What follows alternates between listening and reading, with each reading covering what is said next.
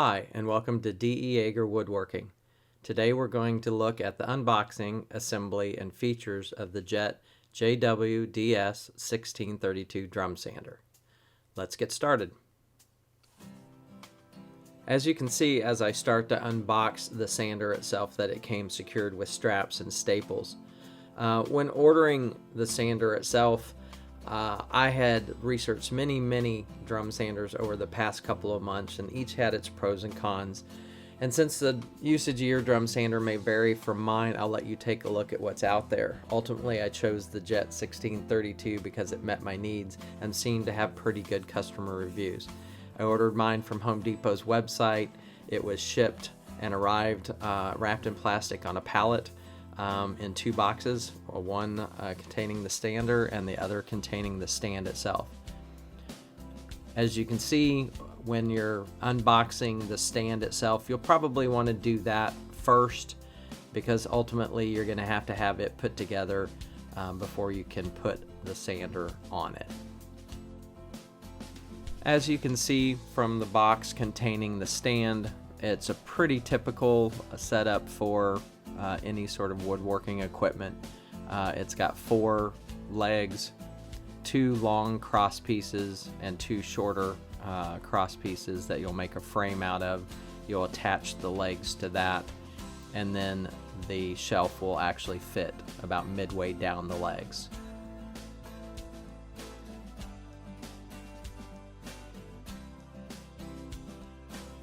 Obviously, you'll receive some registration information and a booklet with the sander and the stand itself.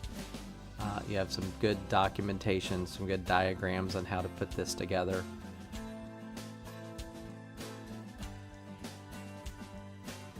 Almost all of the nuts and bolts for this particular stand are identical, so you really didn't have to hunt for a particular bolt size. They were all pretty much the same.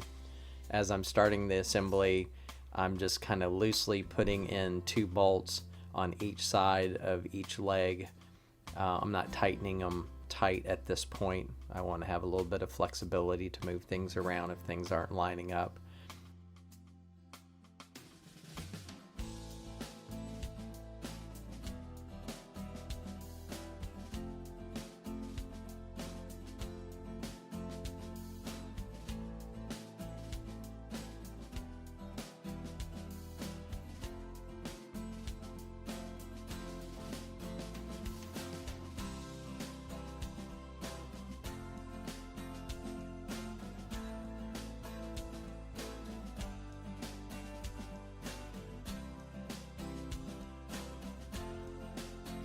At this point, rather than tighten the nuts and bolts, I'm going to go on and put the shelf on, and you'll see that I use a screwdriver just to kind of hold one corner in place and keep it somewhat level as I put the bolts in at each corner.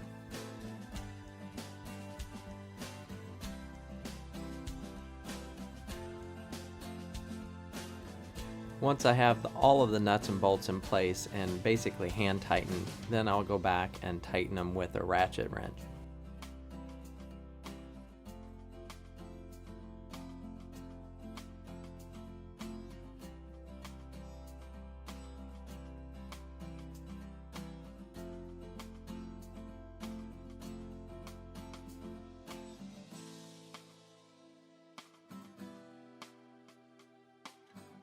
Now you'll see that the stand actually came with some threaded feet that you put into the bottom of each one of the legs. What you won't see later is that I actually switched these out with 4-inch wheels, locking wheels. I like everything in my shop to have some mobility to it, but just for the purposes of this video, I wanted to show what came with the actual stand itself. Now that the stand is assembled, I'll move it off to the side, and I'll actually recruit my girlfriend to help me pull the sander out of the box. You'll definitely need 2 people to help you with that. The sander is pretty heavy. The sander itself is mounted to 2 pieces of plywood. There's a couple of bolts, and those are the bolts that you will use then to mount the sander to the stand, so make sure you don't discard those bolts. What I'm doing here is just basically kind of getting them lined up so that I can get the bolts in on one side. Then I remove the other piece of plywood and get those bolts lined up, and again hand tightened at this point, but then I'll go back later. They include an Allen wrench that you can use to tighten those particular bolts.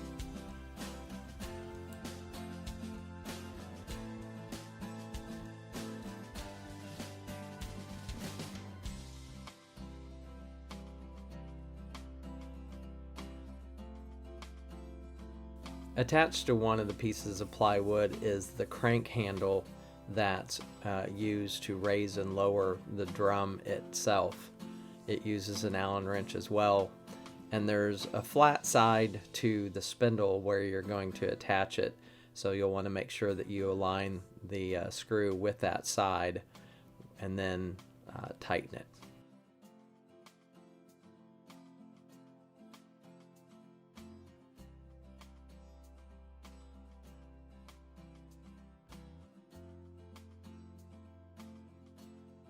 As you can see on the crankshaft, there's a red arrow indicator which will help you determine how much you want to raise and lower the drum. All in all, I would say it was probably an hour and a half to get the stand put together and then get the drum sander mounted to the stand. Here's a better shot of the crank itself and that indicator I was talking about, so you can decide how much you're wanting to raise or lower the drum itself.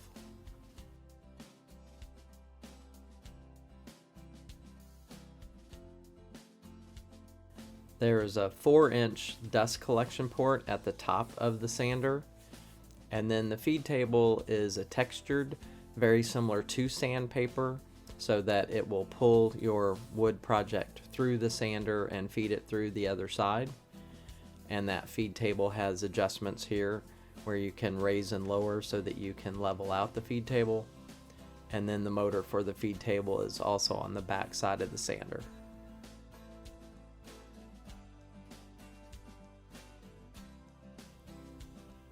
When you need to change the grit of the sandpaper or just replace the sandpaper in your drum sander, there's a knob on the front and a lid that lifts. Then you'll see that the paper is wrapped around a cylinder. The sandpaper itself is clipped on both sides, so you would insert it on the left side, wrap it around the cylinder, and then clip it into the right side. I believe that the sander actually came installed with 100 grit sandpaper, which is pretty much good for most of my needs, just to take off rough material.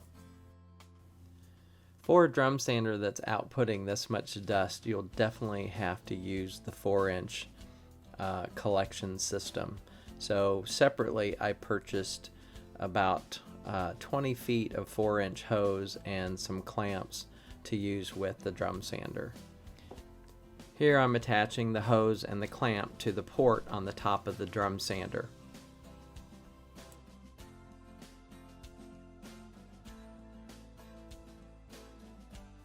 Once I get the clamp tightened, I give it a nice tug just to make sure that the clamp and hose are both secure. In order to utilize the 4-inch dust collection system, you're going to have a dust collector. I did some research and the PowerTech was the one that I chose.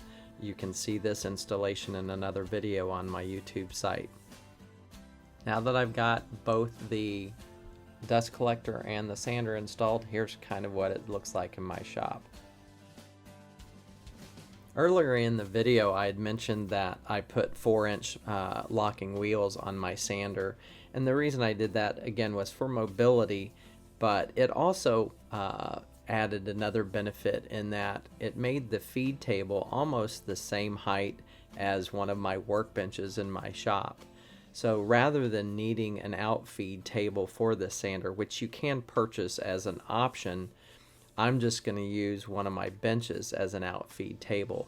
You can see here that the distance between the feed table on the drum sander and my bench is about probably a 1/2 inch to 3/4 of an inch, and it could probably feed out to that, but if I need to kind of close that distance a little bit, then I can put a piece of plywood down on the top of the workbench as an extension surface or as a feed table. So now that gap is a lot less, and that piece of wood is going to just like feed right from the feed table onto that piece of wood. So now that the sander's been assembled and adjusted, how does it perform? Well, I'm setting the feed table to about a speed of 90 out of 100, and I'm using a piece of fence wood that has probably 8 to 10 years worth of weathering on it. And after getting the height of the wood adjusted on the sander, in about one pass on both sides, it completely gets rid of all that weathering and is smooth to the touch. As I had said previously, the sander came installed with a 100 grit sandpaper, which is just about right for most of the projects that I'm going to be using this sander for. If there's one part of any of my projects that I hate the most, it is the amount of sanding that has to be done, and this will at least help in getting it down to a nice smooth level.